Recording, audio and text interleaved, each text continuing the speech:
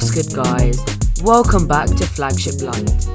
My name's Nidlan and today we'll be continuing to talk about WWDC.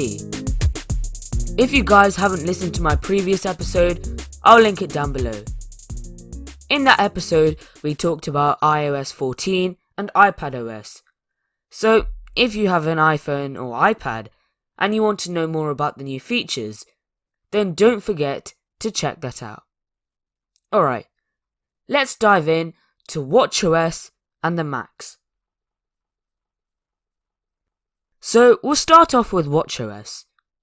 So, as most of you would expect, there are a few more watch faces which Apple have introduced.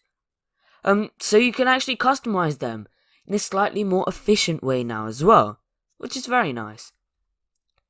Yeah, you've also got face sharing, which is a feature that allows you to share watch faces on messaging apps or websites or just basically anywhere online. Not sure if many people use this, but it's quite good nonetheless. So, the activity app or workout app on watchOS, which almost everyone has seen before. Well, that's getting a redesign. So far, from what I've seen, it looks quite clean and is a slight improvement from what it was before. Also, regarding the activity app, it can now track calories for some more activities like dancing and different types of workout like core workouts. I feel that in general, Apple have been quite good and, well known for their fitness apps, and they are just slowly adding to this every single update. Oh yeah, it's also called fitness now. I don't really see what the issue with activity is. I mean, it is a more unique name, but I think Apple did this to specifically pinpoint what they wanted to focus on with this app. Okay, moving on to the biggest announcement, sleep mode. So I feel like because this was so requested, Apple have worked super hard and want to get this as good as they possibly can on the first go. Okay, so now you can not only set up a wake up time, but also a bedtime. When it reaches this bedtime, your iPhone will dim and so will your watch. I feel that the integration with the iPhone, just in general anyway, makes the Apple Watch such a compelling product. Anyway, the watch screen will dim and you're greeted with a simple and minimal watch face. Always on display will switch off and you can only access the screen with a tap first. For your wake up alarm, you can choose, the normal sound alarm or a haptic vibration alarm. Simple stuff there. So when the Apple Watch tracks your sleep, it tracks your motions and movements from the rise and fall in your breath. And this is all managed by a machine learning model, which I think is pretty cool. The health app shows your sleep and shows the trends and all the data that you need, which the majority of people need it for.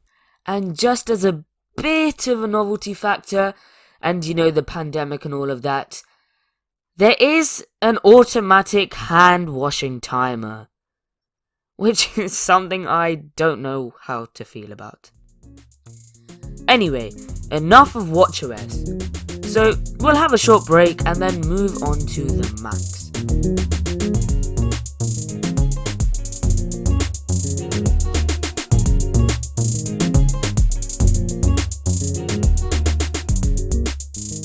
Okay, so this section of WWDC was the second most talked about aspect after iOS 14.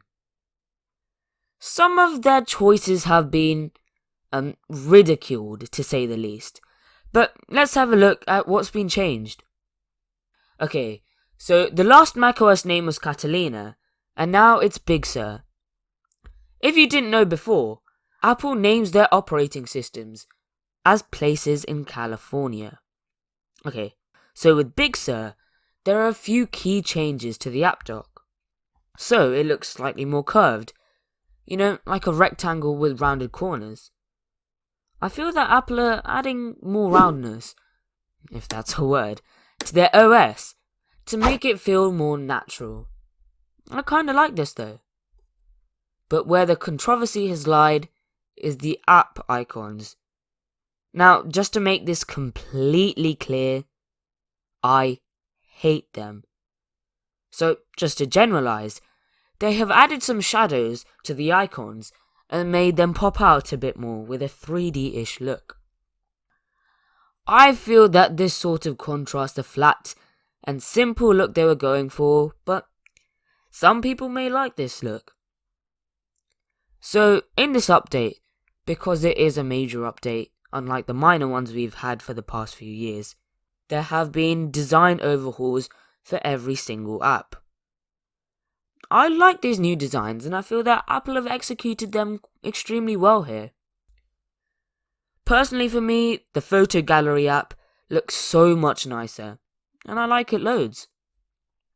Okay, so moving on to the control bar and notification center. These are now translucent and have adopted the, rounded look that I was talking about earlier. I think that Apple wanted to take some inspiration from the iPhone, so these sections sort of feel quite a bit like a mobile device rather than a laptop or PC OS. I'm not sure how to feel about this, because on one side, you can say that this is a PC and should have an OS tailored to that, but then again you could say that it's easy to navigate and it's extremely pleasant on the eye.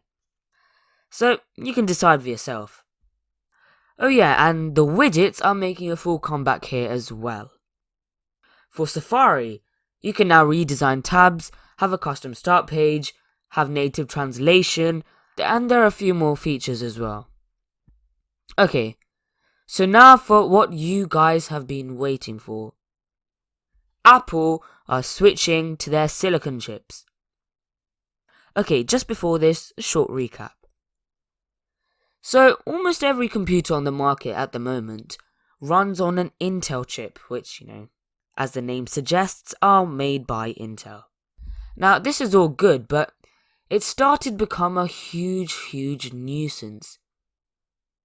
Intel charges companies huge prices to buy their chips. The chips aren't really too powerful, and you never know when they'll release a new chip. Which is a key reason why some of the MacBooks have been delayed at times, and why they just don't appear in some years, and then appear in other years. So these issues have led Apple to switch to their own chips for their devices. Meaning that their devices will be slimmer, more powerful, and cheaper. Yes, you did hear that correctly. Breaking news, Apple might sell their MacBooks for less.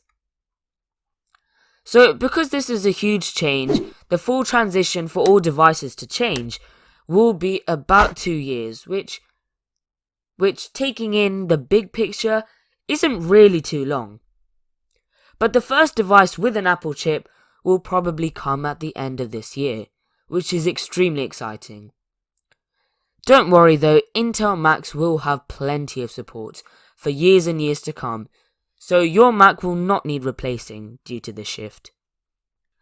Also, due to the strong ties that Apple have with Microsoft and Adobe, Office 365 and the Creative Cloud are being completely optimized for these new chips.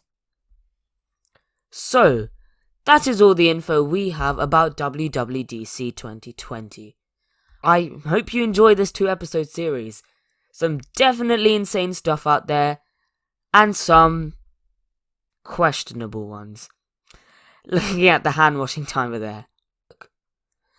As always, you can hit me up with feedback, comments, what you want to hear in future episodes, and anything about Flagship Lite in general, with my contact details down below. Anyway, thank you for listening. I've been Nidlan. This is Flagship Lite, and I'll catch you in the next one.